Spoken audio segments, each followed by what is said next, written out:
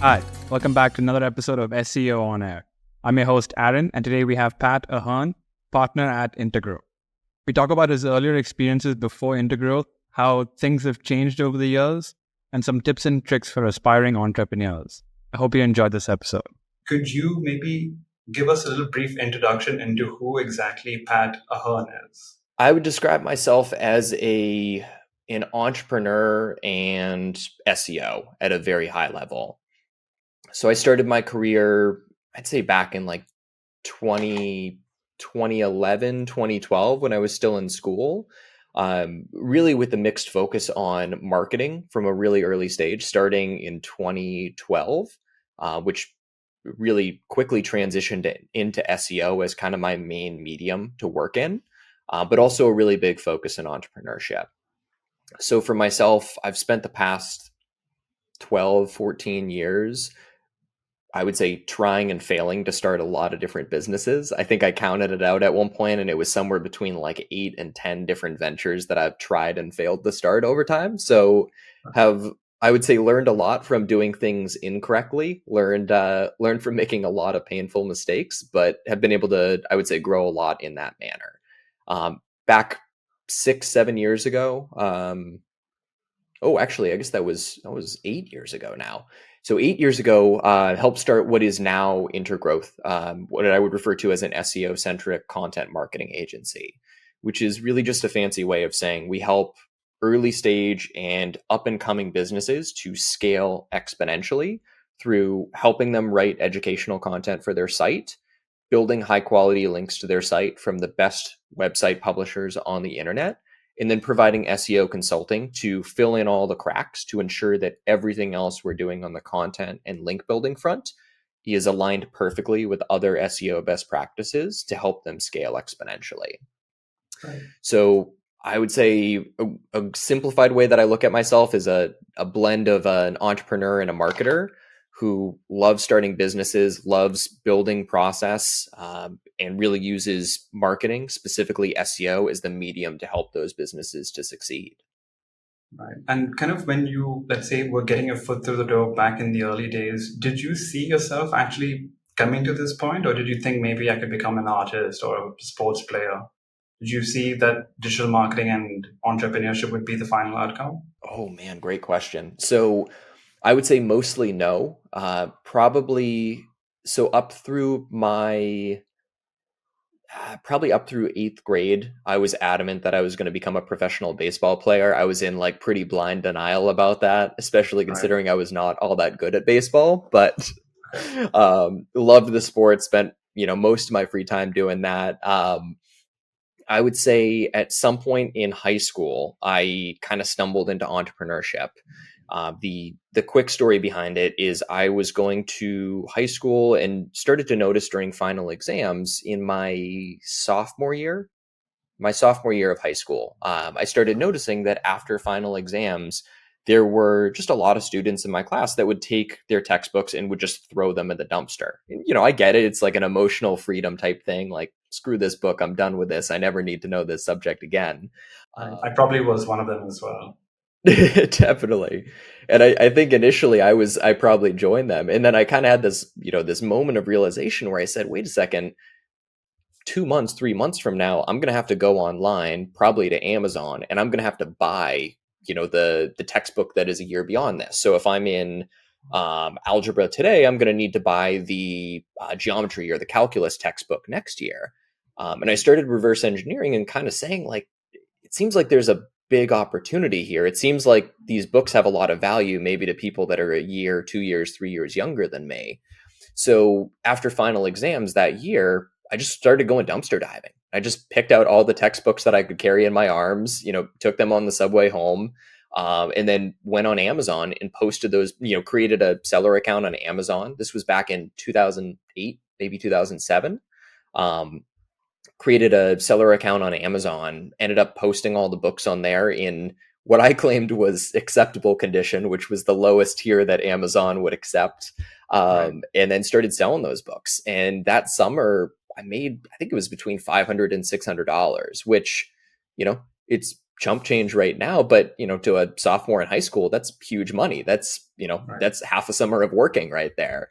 And to this day, little story within that, I'm actually not allowed to sell items on Amazon anymore because Amazon, after receiving several complaints about those used acceptable books not necessarily being in acceptable condition, my account got suspended from selling things. So really good lesson, I would say, that I learned very early on, and the importance of A, customer service, B, having a really genuinely good product. Yes, you can get away with selling a cheap product, getting cash in the short term, but it's way more beneficial in the long term to create a great product that people love.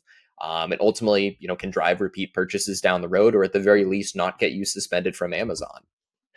Right. So started out with my entrepreneurial journey then. I think by my senior year of high school, I remember reading, actually still haven't even read the full book to this day, but I read like large segments of Banker of the Poor by Muhammad Yunus. Yunus just has a fascinating story about, ultimately, I would describe him as like kind of the person who invented microfinance, as like a really legitimate way to help, I would say, particularly small businesses and then people in developing nations to really succeed and build their own micro ventures on their own. Started realizing from that, hey, the idea of creating something from nothing that makes the world a slightly better place is a really incredible concept. And I started becoming fascinated with that.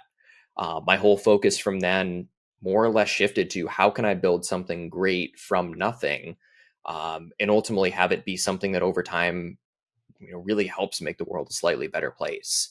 So college, I would say, was very much focused on having a great time, going to my classes, and then trying to start ventures on the side from there. I would guess in college, I probably tried to start 3-4 different businesses, failed with every single one of them, but learned a lot along the way. By the time I got out of college, entered the agency world, started working at different agencies, just found a lot of, I would say, a lot of things that I saw as opportunities to run an agency in a better structure. I'm sure we'll get into some of these at a much deeper level as we get deeper into the podcast. But one of the really big concepts I believed in is the idea of what a lot of people referred to, and I would say like a very negative light, the term outsourcing. But I really saw this huge potential for building a really great agency, or just even a really great business at large, that was powered by the best freelancers across the world. And that became really my big focus with my then business partner, was building an agency that focused on finding not just the best people that lived within a 30-minute drive, let's say, of our physical office, but instead finding the best people across the world, spanning across all sorts of different skill sets, all sorts of different backgrounds, and really building an incredible team from that mindset. I'm a big believer that the freelance economy is the future. And I would say that was really one of the things that led to the birth of what is now Intergrowth. But I'm getting off on a tangent here. That's completely fine. The thing is that while I'm on that tangent, I was going to hope that you kind of continued with it and I could just start asking a few questions in between. But one thing I wanted to kind of get into before that is, I think during your college days, you had also started up a social media network around music. And what I wanted to ask, not specifically about that, was with the other ventures that you kind of started off back in that time that you said had failed, what are some of the biggest lessons that you kind of learned from each, let's say, venture? So I think with the social media venture in particular, that was a venture I put probably about a year and a half of, I would say, working on and really pouring my heart and soul into that idea. And it's still an idea that I believe has a lot of potential in the future. I think I was way too young. It didn't have anywhere near enough life experience to start it back then. 2, I just did not have the expertise in a lot of different fields I needed to start that. 3, truthfully, I never found product market fit. But at a very high level, I think one of the biggest things that I took away from that experience is I spent the first year of that venture more or less building it up in private. I would tell friends, I would tell family about it. I was really passionate about it and was excited to talk to anyone who would listen to me about this idea. but all of the structures around it were built on like my own perception of what the world needed for this new social media network, which is it's a pretty egotistical way to look at it, to say like, oh, I know better than everyone in the world about what they need in order to be happy. And so then eventually I got advice from a friend, or maybe a mentor. I think it was Joe that gave, either way, got advice from a friend and mentor that ultimately said like, hey, you've been spending a lot of time building this thing. Have you tested it out with the people that you think actually want this tool? And the egotist in me was kind of like, oh, well, I don't need to test it out. I just need to build this thing. I know it's going to work. But they egged me on, and eventually I said, all right, I'll release like a beta version of it. So I rolled out a beta version. I got 20 or 30 friends to sign up, and each of them, I would say, posted one post or one article on there, and then didn't really interact with it beyond that. Initially, my reaction was kind of to say like, man, what the hell? Like, why aren't these friends chipping in? Like, they should be using this platform. And then all of a sudden it clicked, like, wait a second, the issue isn't these friends. The issue is the platform. The issue is me here. The issue is I built something that they're not really excited to use. Like, they're doing this as a favor to me. I should be grateful that they made that first post to begin with. Like, why am I blaming them for this?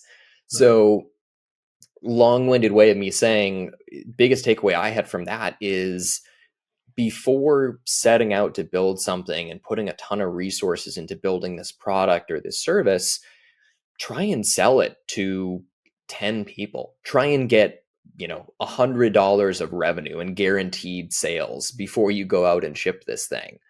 There's a lot of different ways you can do it. I'll share a couple just quick free tools, and if you're interested, certainly can share links in the show notes.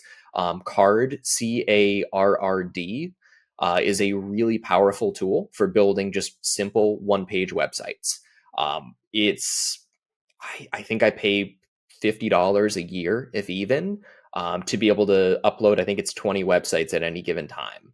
So to go on, let's say GoDaddy, purchase a domain, set up a Carrd account for a year, and then spin up, 5 different single page websites with different business ideas that you have, you basically spent, I don't know, maybe that's $100 in total to launch 5 ideas and cover like the baseline costs of them over the first year of operations. From there, you can go out and you can try and promote this. You can see, hey, are people interested in even hopping on an introductory call to learn about my product or my service? Put a little bit of money into ads behind it. Put $500 into ads for each idea and see, do any of these get traction? Do any of these drive email subscribers? Am I able to get form submissions from people that want to learn more about how to sign up? If not, maybe consider pivoting on the idea, or just reach out directly to an even narrower set of people who did express any sort of interest and see if there's an opportunity to pivot based on that. But high level, start out just shipping something really, really basic, something that you're going to be embarrassed about if you look back on it 5 years from now and you have $1 million company. The version 1 of, Junto, which is now Intergrowth, version 1 of that website was a single page HTML website. And my business partner designed the whole site. He did a phenomenal job with it. But that being said, it was a really basic site. I look back on it now and I think like, wow, it's crazy that we launched like such an early stage version of that website. Like we should have put more resources into it from the early stages. But early stages, you're not going to have that many people that are going to know about your product, and they're going to forget about the old version of your website as soon as you launch a new one. They're going to forget about your old pricing structure as soon as you upgrade the new pricing structure. So the idea of shipping, trying to get feedback, trying to drive those initial set of sales, and really focusing much more heavily on marketing and learning about your customers through customer development probably was the biggest takeaway that I had. Second thing that really came into play, this was with, maybe it was like the 3rd or 4th venture that I launched in school. I helped start a digital marketing agency called Vault with 2 other business partners. Towards the end of my senior year of college, we decided like, hey, you know what, this venture isn't going to sustain all 3 of us. I ended up parting ways with them. To Sarah and Grace's credit, like they're doing a phenomenal job running the business. They've totally pivoted and actually have turned it into a really great agency. But back in those days, like I would say the thing that we were really struggling with is we didn't clearly define what was the service that we were experts in. We were kind of going out and just selling every service under the sun without having a ton of experience in digital marketing or web development, and without having a really clear customer demographic that we were going after.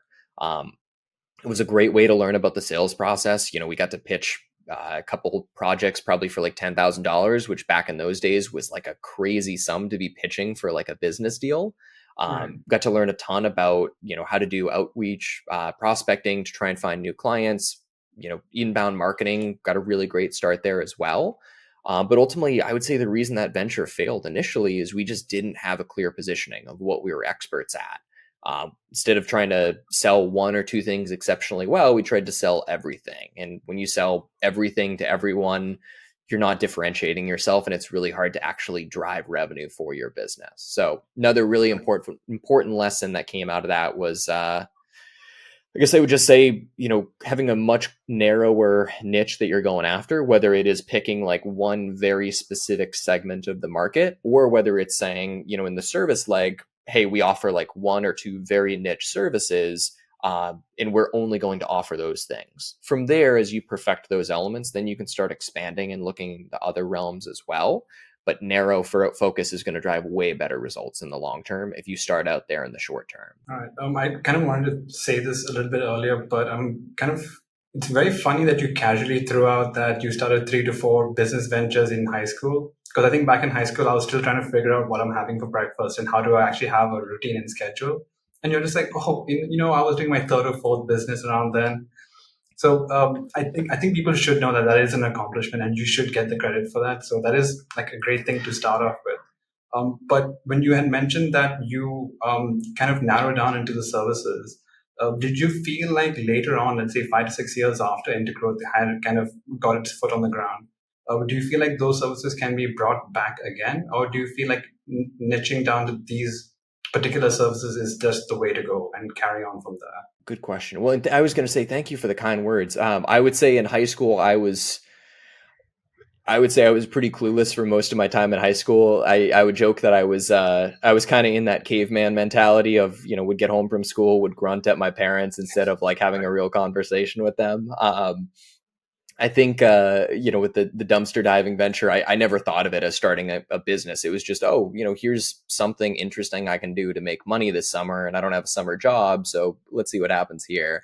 But either way, appreciate the kind words there. With the service expansion, so it's a good question. I would say, in my experience in the agency world, there's a couple different ways to approach it, and I think really either of these angles can work, or any of these three maybe angles can work extremely well if properly executed. Okay. The first approach would be keeping a really narrow focus and deciding, hey, we only do this one thing, or we only do these two things, and just deciding we are going to become the best in the world at doing these one or two things, and that's all we are ever going to do.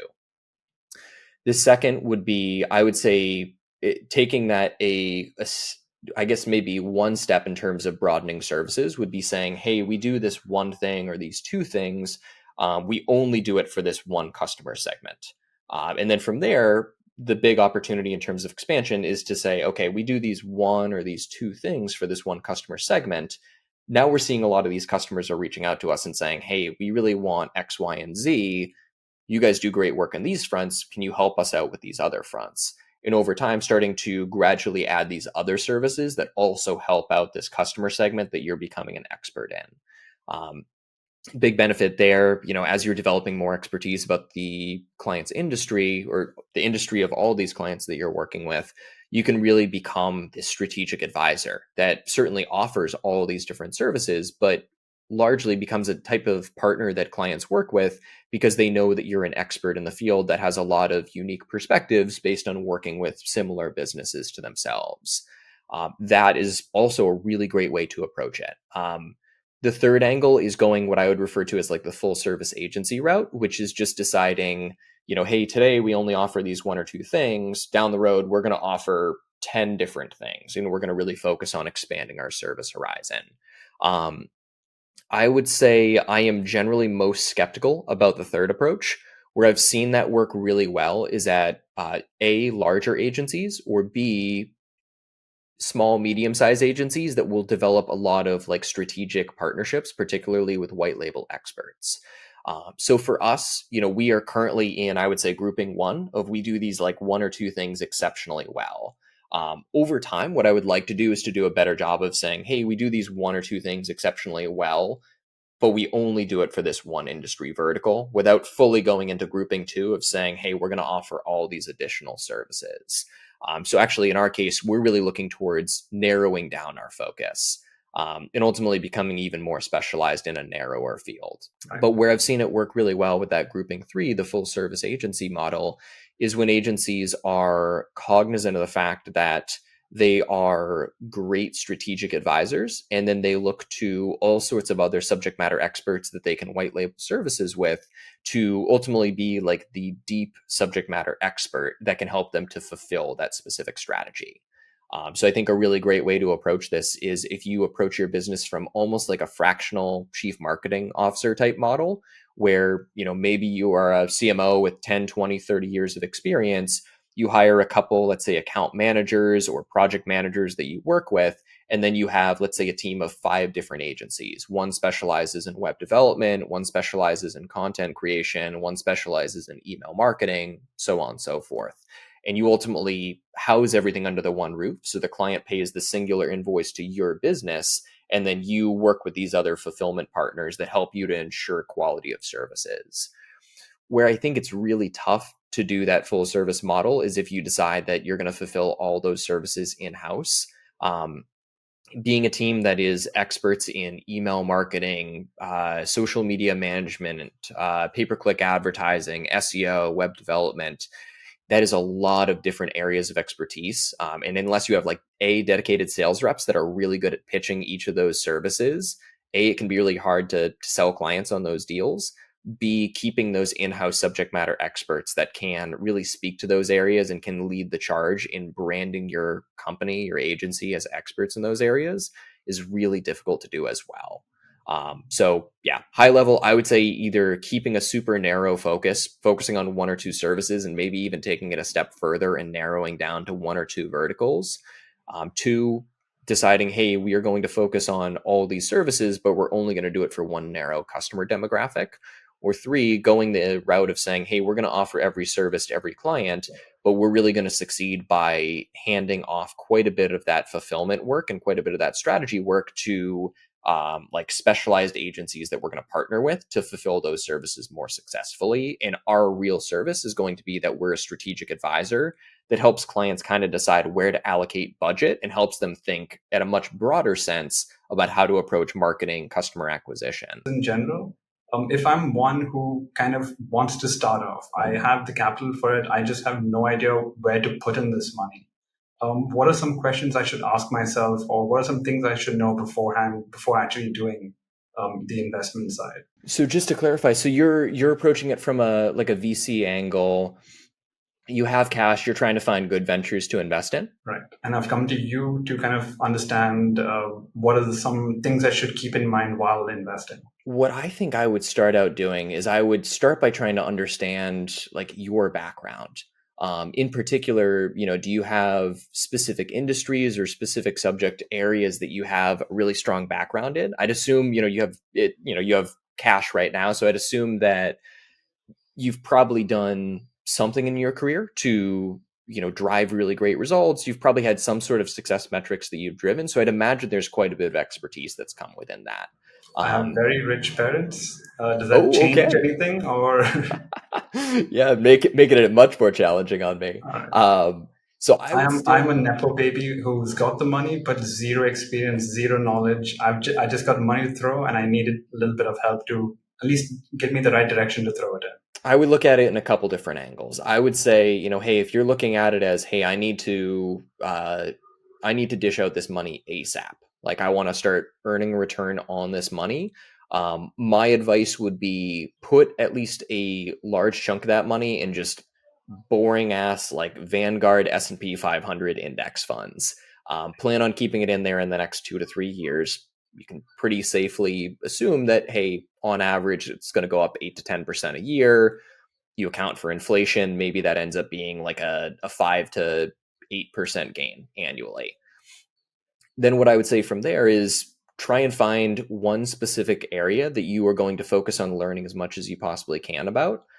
It could be that you try and go with like whatever is kind of like the newest hype cycle, whether it's, back in 2013, 2015, I would say was like kind of like blockchain and Bitcoin initially. And then we saw a resurgence of that in probably 2018, 2019 that lasted through like 2022. And now we're kind of entering a new small phase of that again.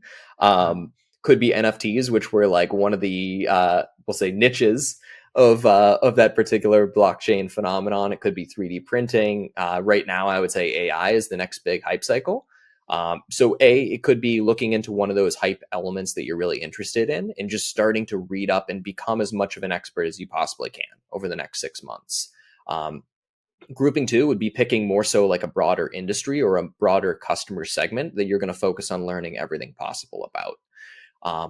I would say unless you're putting your money in a really boring index fund or in bonds, my biggest advice would be don't dish out a significant portion of money into investments until you really understand a subject matter.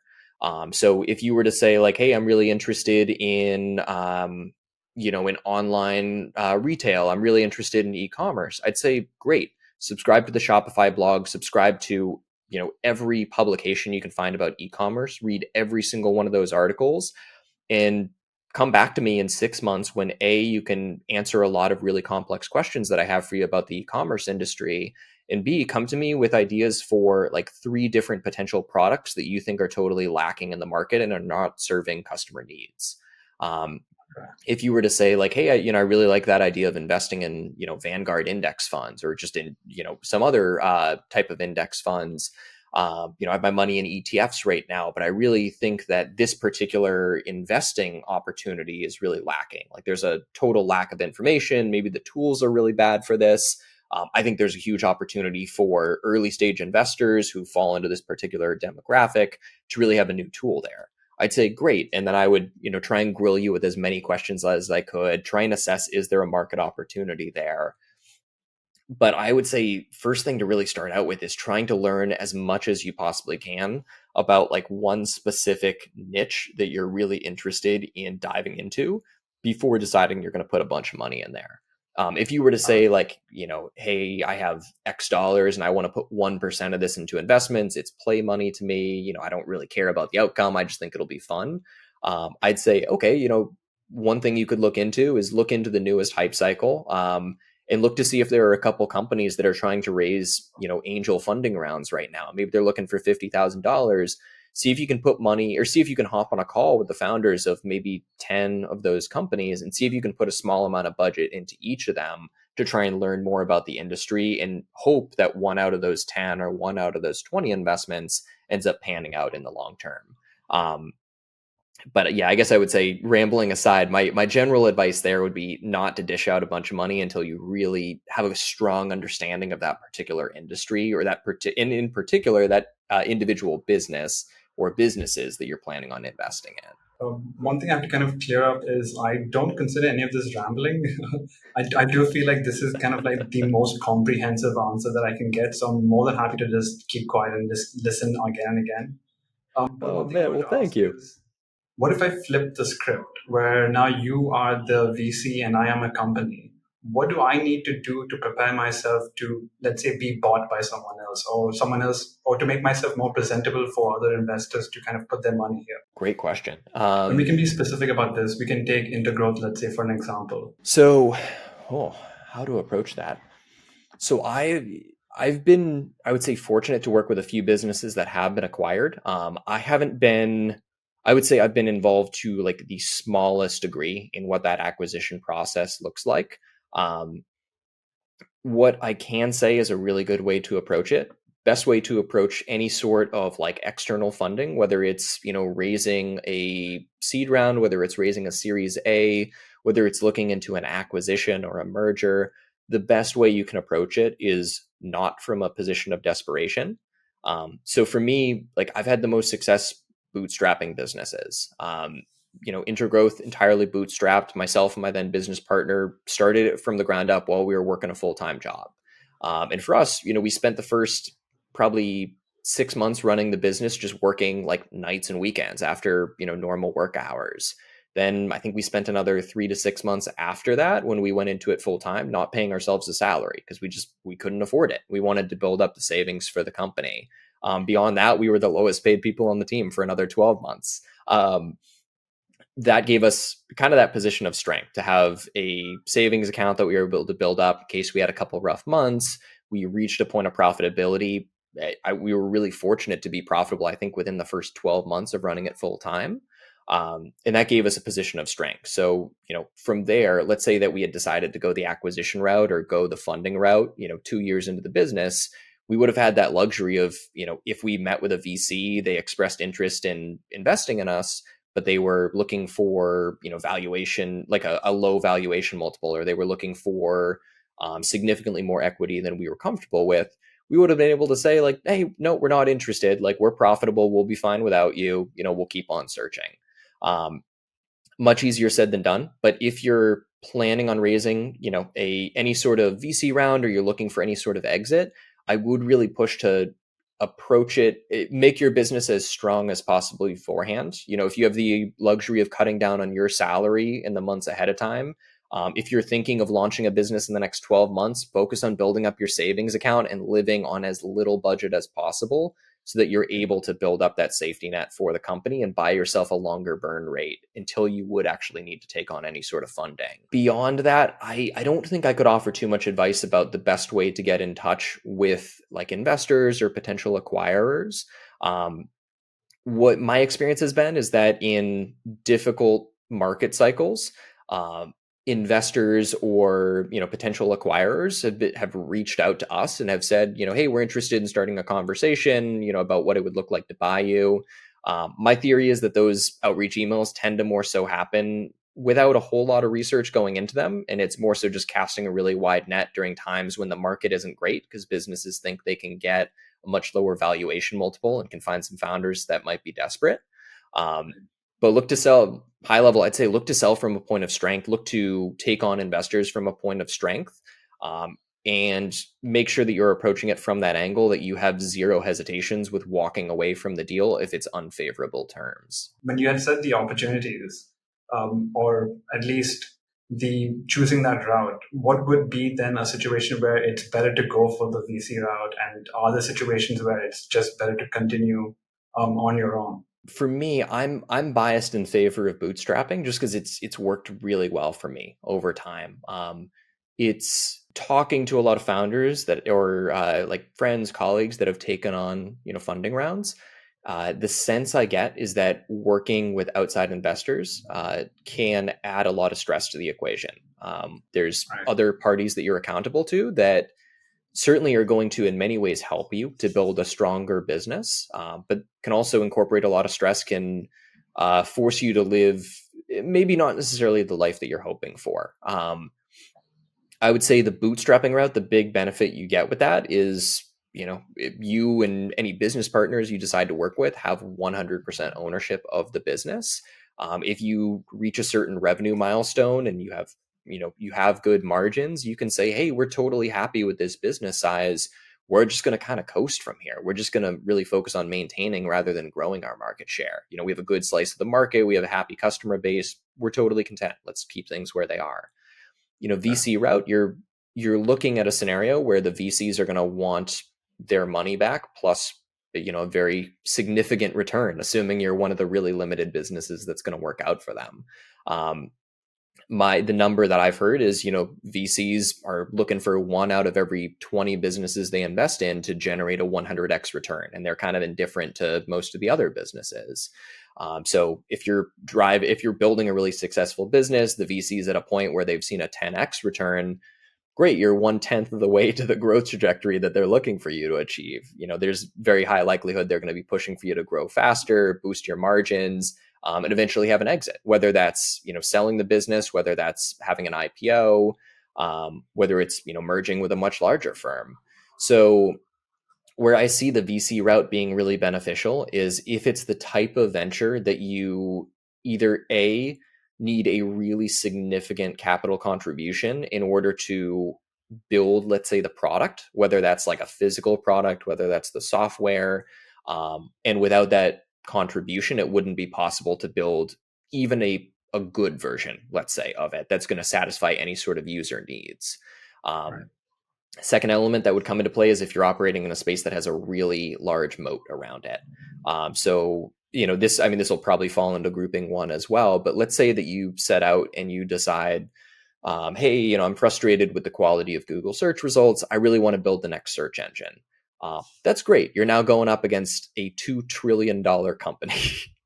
So in order to, you could go out and you could build a pretty good search engine, but even if you built, in theory, even if, you and a small team of developers without funding were able to build a much better version of Google, you're now competing against a $2 trillion, Goliath that has far more marketing budget than you can ever imagine. They would probably just acquire you, or they would, try and roll out a variant of what you had done and just take over any sort of slim market share that you had taken over.